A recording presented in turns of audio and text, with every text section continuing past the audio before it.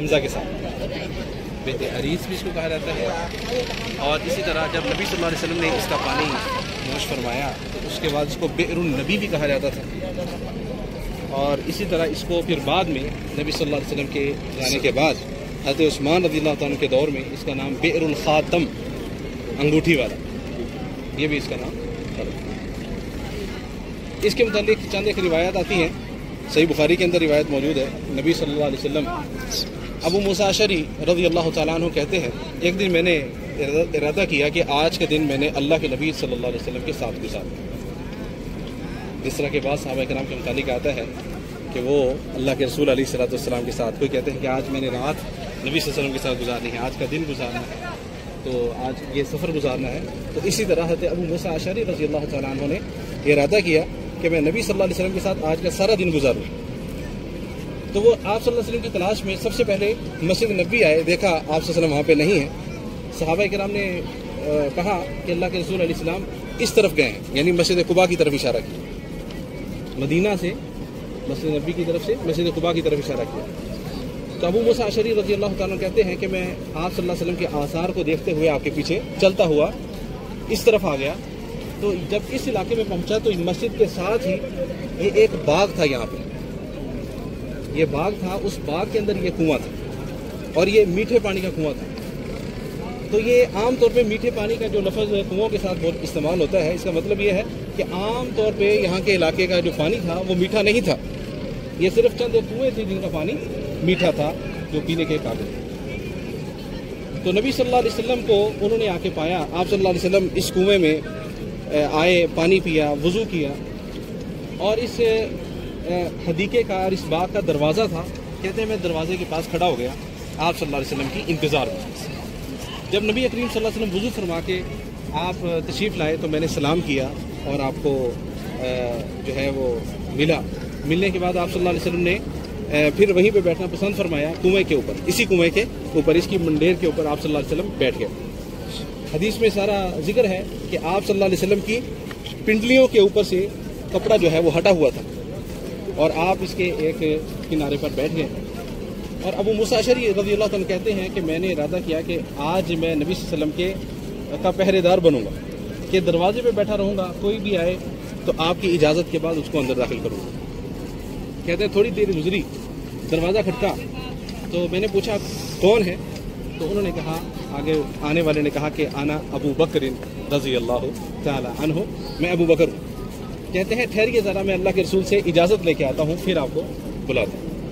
تو آئے، نبی صلی اللہ علیہ وسلم سے اجازت لی، آپ نے اجازت دی، آپ نے فرمایا اذن لہو وبشرہ بالجنہ، جو آیا ہے اس کو آنے کی اجازت بھی دو اور اس کو جنت کی خوشخبری دی۔ انہوں نے حضرت ابو موسیٰ اشعری رضی اللہ تعالیٰ عنہ نے جناب ابوبکر صدیق رضی اللہ تعالیٰ عنہ کو یہ خوشخبری دی اور اندر آنے کی اجازت دی۔ حضرت ابوبکر صدیق رضی اللہ عنہ آ کے نبی صلی اللہ علیہ وسلم کے ساتھ سلام لیا اور لے کر آپ کے دائیں طرف بیٹھ گئے، آپ کے پہلو میں دائیں طرف بیٹھ گئے۔ اس کے بعد ابو موسیٰ کہتے ہیں پھر دروازہ کھٹکا تو حضرت عمر فاروق رضی اللہ تعالیٰ عنہ، تو میں نے اسی طرح نبی کریم صلی اللہ علیہ وسلم کو آ کے بتلایا تو آپ نے فرمایا اذن لہ وبشرہ بالجنہ، ان کو بھی آنے کی اجازت دو اور انہیں بھی جنت کی خوشخبری۔ اس کے بعد کہتے ہیں پھر دروازہ کھٹکا تو حضرت عثمان رضی اللہ تعالیٰ عنہ تشریف لائے تو آپ صلی اللہ علیہ وسلم نے فرمایا اذن لہ وبشرہ بالجنہ وبالبلوى تصیبہ، ان کو جنت کی خوشخبری بھی دو اور ایک مصیبت کی انہیں پیشگوئی بھی سنا دو کہ تمہیں ایک مصیبت پہنچنے والی۔ تو اس طرح کر کے حضرت عثمان رضی اللہ تعالیٰ عنہ بھی تشریف لائے۔ حضرت ابوبکر صدیق رضی اللہ عنہ نبی صلی اللہ علیہ وسلم کے دائیں طرف، عمر فاروق بائیں طرف اور حضرت عثمان نبی صلی اللہ علیہ وسلم کے سامنے بیٹھ گئے رضی اللہ تعالیٰ عنہ جميعا۔ تو یہ وہ حدیث ہے اس کنویں کے متعلق جو مرفوع روایت ثابت ہے، بخاری کے اندر موجود ہے۔ اور حضرت سعید مسیب رحمہ اللہ فرماتے ہیں کہ یہ جو قصہ ہے سارا، جس میں صاحب ان کو جو خوشخبری ملی ہے جنت کی، اور خاص طور پہ جو دائیں بائیں حضرت ابو بکر عمر فاروق ہیں، یہ میں اس کی تعویل کرتا ہوں کہ یہ صاحبِ رسول اللہ صلی اللہ علیہ وسلم، یہ اللہ کے نبی کے ساتھی، دنیا کے اندر بھی اسی طرح، جس طرح کہ اس روایت میں آتا ہے کہ نبی صلی اللہ علیہ وسلم فرمایا کرتے تھے دخلت انا و ابو بکر و عمر، خرجت انا و ابو بکر و عمر، ذهبت انا و ابو بکر و عمر۔ تو یہ اسی طرح موت کے بعد بھی یہ اللہ کے نبی کے ساتھی بنیں گے. یہ اس کی میں تعویل کرتا ہوں. یہ حضرت سعید بن مسیب. پھر اس کے بعد یہ کنواں جو ہے وہ چلتا رہا. حضرت عثمان رضی اللہ تعالیٰ کے دور میں اس کنویں پر حضرت عثمان رضی اللہ تعالیٰ بیٹھے ہوئے تھے اور اپنی انگوٹھی, اپنے دور خلافت کی بات ہے ان کے, اپنی انگوٹھی کے ساتھ جو ہے وہ اس کو گھما رہے تھے ایسے, یا اس کو نکال رہے ہوں گے, داخل کر رہے ہوں گے, بہرحال اس کو یقلبہ, اس طرح کے الفاظ آتے ہیں. تو وہ کرتے کرتے ان کے ہاتھ سے یہ انگوٹھی اس کنویں کے اندر گر گئی اور اس کی گہرائی میں ایسی گم ہوئی. حالانکہ اتنا زیادہ گہرا نہیں تھا جیسے کہ روایت میں آتا ہے, لیکن کہتے ہیں 3 دن تک مسلسل اس کو تلاش کرتے رہے لیکن وہ انگوٹھی نہیں ملی. تو یہ شاید اس طرف اشارہ تھا, جیسا کہ اہل علم نے کہا ہے, کہ اس کے بعد جو ہے وہ انگوٹھی جو نبی کریم صلی اللہ علیہ وسلم کی نشانی چلی آ رہی تھی اس نے گم ہونا تھا, اور اس کے بعد جو ہے وہ فتنوں کے دروازے کھلنے تھے.